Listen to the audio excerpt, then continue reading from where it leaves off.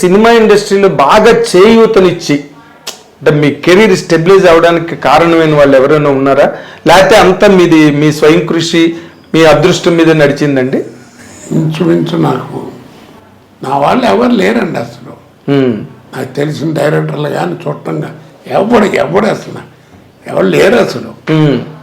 అది అంతే, ఎందుకు జరిగింది అందరికీ రాదు, ఏదో ఉంది భగవంతుడు ఇచ్చిన దయ అంతే, ఆయన ప్రాప్తం ఆయన ఇచ్చింది తప్ప నేను గొప్ప అనుకుంటే నాశనం అయిపోతా. అదేలేండి. అలా అయితే ఇప్పుడు మరి మీరు అలాగ మీ అదృష్టవశాత్తు లేకపోతే మీ ప్రతిభ మీ కెరీర్ మీరు అలాగ నడిచింది, ఎవరు సపోర్ట్ లేకపోయినా ఆ సక్సెస్ ఏదైతే వచ్చిందో దాన్ని మీరు సవ్యంగా వినియోగించుకున్నాను అనుకుంటారండి ఎప్పుడైనా, లేకపోతే దాంట్లో కూడా లోటుపాట్లు ఉన్నాయా? అంటే ఏదన్నా 2 డేకులు ఎక్కువ తింటాం ఇలాంటివి తప్ప రెండో గొడవ లేదండి అసలు నాకు. యథార్థంగా చెప్తున్నాను. ఇప్పుడు ఈ ఫోటోలు అన్నీ ఉన్నాయి కదా, ఈ గెటప్లు ఉన్నటువంటి ఫోటోలు, మామూలు ఫోటోలు బోళ్ళు ఉన్నాయి. ఆ రోజుల్లో ఏంటంటే ఈ చెక్కల మీద ఉండేవి 100 days ఇవన్నీ. అవును, కొంచెం చెదబట్టి పాడైపోయాడు. సరే మీకు తెలుసు కదా నాకు మా అబ్బాయి పోవటం. అవునండి. వాడు ఇవన్నీ కాస్త బాగున్న వాటి అన్నిటి ఫోటోలు తీసి ఇది చేయించి పెట్టాడు. అవునండి. 14 ఏళ్ళు ఇది పెట్టి 14 ఏళ్ళు అయింది. 14 ఏళ్ళు అలా ఉంది. అదేలేండి. అంటే లోటుపాట్లు మీరు ఏం ఫీల్ అవ్వట్లేదు? వెనకాతలకు ఒకసారి వెనక్కి తిరిగి చూసుకుంటే అరే నేను ఆ పొరపాటు చేశాను. పొరపాటు అంటే నాకు పనే ఉందండి. ఇప్పుడు నాకు అంటే గొప్ప చెప్పడం కాదు, ఇప్పుడు నా పక్కన కనీసం ఒక 50 మంది లేడీస్ వేసుంటారు.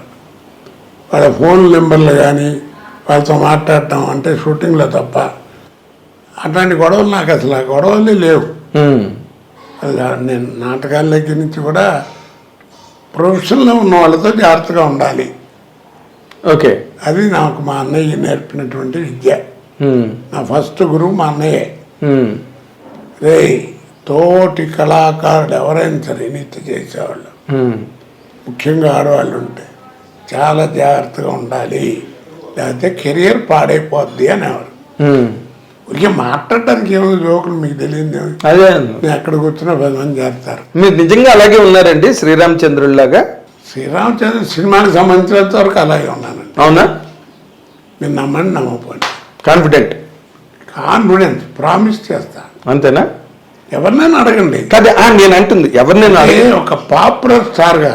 అవును, అంటే మామూలు ఊరికి ఎలా డబ్బకి ఏదో జూనియర్ ఆర్టిస్ట్లు ఆడలు కాదు, ఏదో 1-2 సినిమాలు చేయటం అది కాదు. నా పక్కన యాక్ట్ చేసినటువంటి ఇప్పుడు పెద్ద పెద్ద ఆర్టిస్టులు ఉన్నారు కదా, లేడీ ఆర్టిస్టులు. అవును, అది కాన్ఫిడెన్స్ చెప్పగలను. అంతేనా? ఓకే. బట్ మీరు ఒక విషయం మీరు గమనించారు, నాకు కూడా తెలుసు, ఎందుకంటే నేను మీ కెరీర్కి నేను డైరెక్ట్ విట్నెస్. కానీ చాలా కాంట్రవర్సీలు వచ్చేవి సార్ మీ మీద.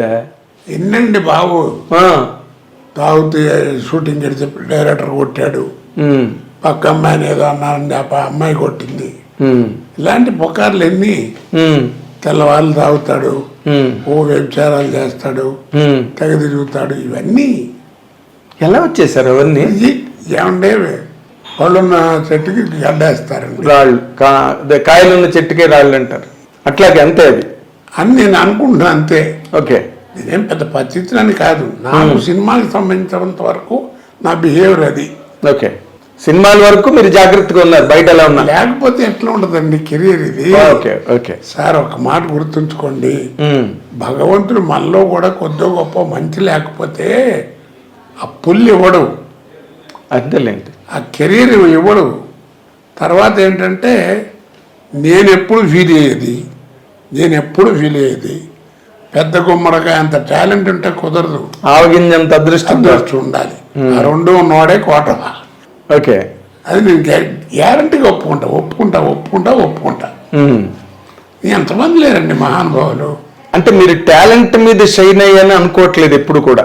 ఆ టాలెంట్ ఇవ్వడం కూడా భగవంతుడి కృపే, అది కూడా అదృష్టంలో భాగం అంటారా? కాదు మరి, నాతో నాటకాలు వేసిన వాళ్ళు లేరు, అవును, నాతో యాక్ట్ చేసిన వాళ్ళు లేరు, ఎంతమంది ఉన్నారు కదా, ఎంతమంది ఉన్నారు. మరేది అవగాహన ఉండబట్టే మీరు కొంతమంది మీరు భరణి కాబట్టి ఏంటంటే నేను ఇందాక చెప్పినట్టుగా ఆ కెరీర్ వస్తుంది, ఆ టైం వచ్చినప్పుడు నేను చాలా కాన్ఫిడెన్స్గా ఉన్నాను, చాలా జాగ్రత్తగా ఉన్నాను, నేను క్లియర్గా చెప్పగలను. ఓకే.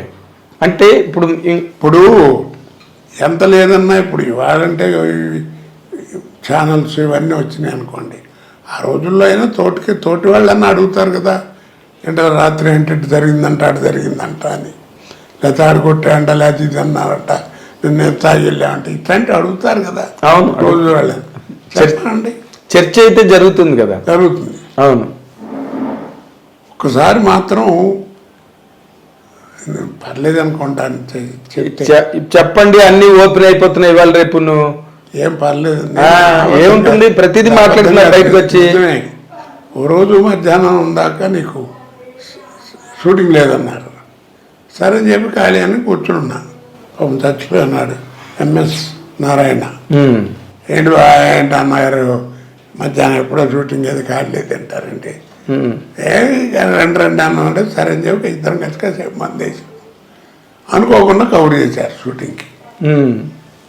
చిరంజీవి గారు క్యాకులు ఇచ్చారు, బుద్ధి లేదు వెళ్ళండి, ఇంత క్యారియర్ ఉన్నవాడు నీకు పాలు పొడతాయి రావడం ఏంటని ఇట్లా. మరి నిజమే కదా, తప్పు కదా. ఏ సినిమా అండి అది?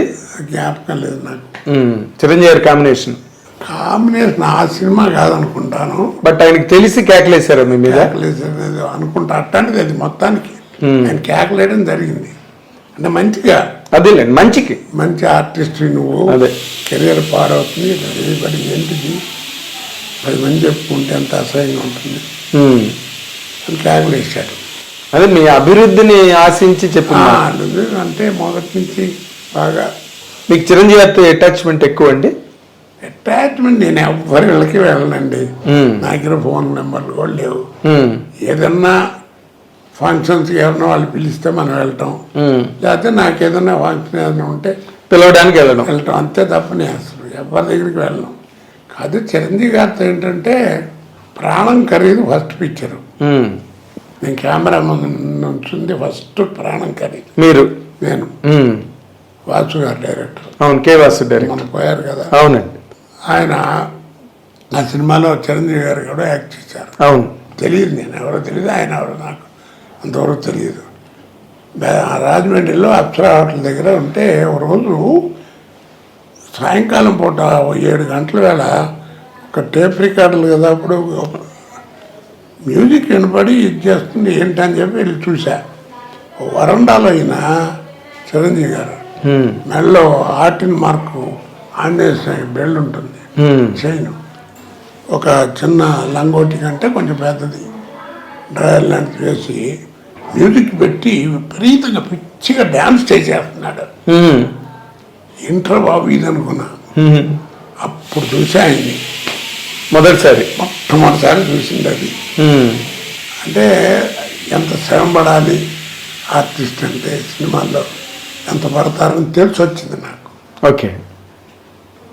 అప్పటి నుంచి ఆ తర్వాత ఆ సినిమాలో అప్పుడప్పుడు మాట్లాడడం, తర్వాత నేను కూడా యాక్ట్ చేశానండి ఆ సినిమాలంటే అలాగా ఆయన అంటాం.